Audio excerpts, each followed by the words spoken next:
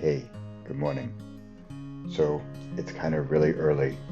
I would put the video on, but it's basically dark out. And I kind of just woke up. But I had a clear thought this morning, and this happens very often during a meditation, which is what I kind of indirectly want to get into right now.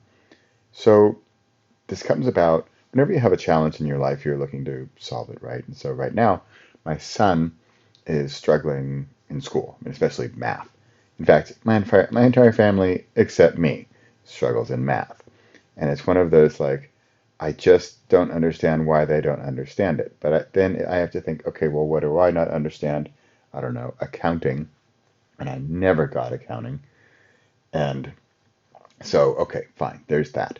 But then, what are some of the tactics and techniques and skills that I have and I use to get over hurdles like this? And I think, okay, well, we're back to the every single day principle, which, if I really think back, really comes from my mom, who in college, there's a fantastic story about how a sorority didn't want to take her because they thought she was such a party girl because she was always at the parties.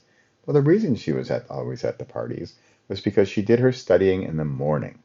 And every morning and every day, she would study a little bit. And this was her big secret. And in fact, I bet this is kind of the source, the foundation of the entire concept of every single day. So because I learned this from an early age, she said, a little bit every day. And she would study every day. And then when the big test came, she was ready. And she maybe studied a little extra, but it wasn't the big, Sunday night before the Monday exam crash course. So back to my son and the reality of the present day. Now, the way I see every single day is that it is something on the calendar. It's a brain. If you can see the video, I have my hand in front of my head. It's a brain function. Oh, calendar daily. I must do action. So it's dumb. It's like a dumb thing, right? Dumb is probably the wrong word.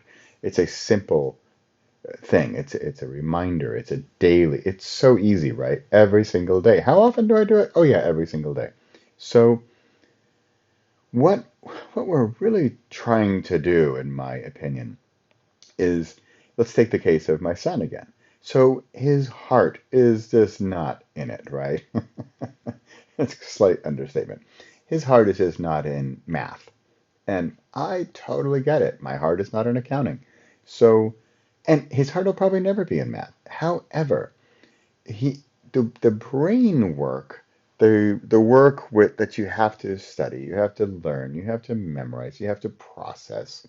That's brain stuff, right? I get it.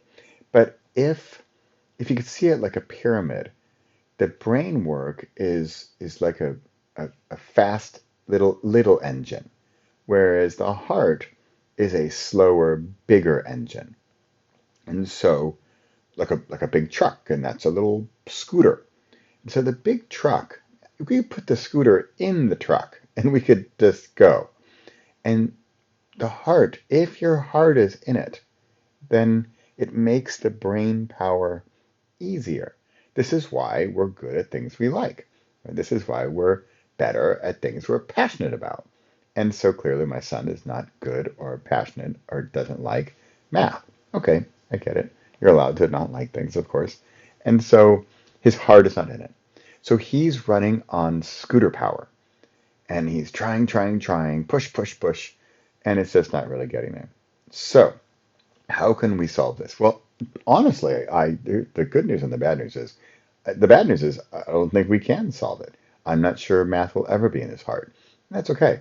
But the good news, the good news is that if through scootering every day, through turning into an everyday practice where has a schedule, he is determined, he is persistent, he is patient, and he makes it happen on a daily basis, what happens is that some of that scooter power trickles into the truck. Some of that brain power trickles into the heart. And then the heart is when things are easier because, hey, wait a minute. that was actually kind of an interesting problem. Gosh, hold on a sec. That number 3, I can see how that would come into daily life. And so if you can get any bit of the heart into the game here, then you've got your big player. You've got your big old truck. And you can just plop your scooter in. And at some point, if your heart can take over, your brain is just along for the ride. I mean, imagine the scooter in the big old pickup truck of this. I mean, by truck, I mean like those earth movers. There's ones where like the wheels are as big as a person. So big, big thing. And this is it, right? This massive truck. Oh, and by the way, it's like run on solar power or something. It doesn't like spew out black soot. This is your heart. This doesn't cost you energy. This is almost boundless energy. When your heart is involved, it it can do so many more things. So the takeaway today is this: how can we get the heart involved in whatever we're doing?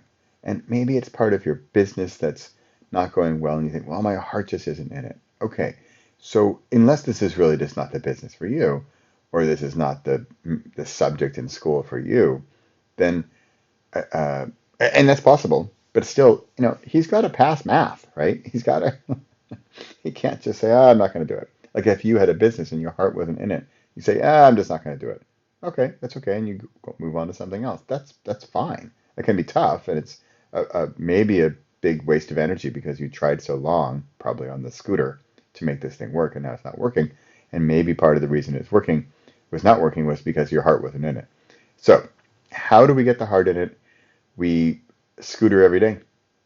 We do it a little bit every day, and eventually it's going to trickle down a little bit, and your heart will get in the program. If you're wondering, I often talk about heart, mind, and gut. Gut, I'm not even bringing into this picture because if the gut were involved, we wouldn't even be having this discussion, because the gut is when you can't not do it. Like the gut for me is writing or speaking. I mean, we're just going. Like, forget the truck and the scooter. We're talking like the earth.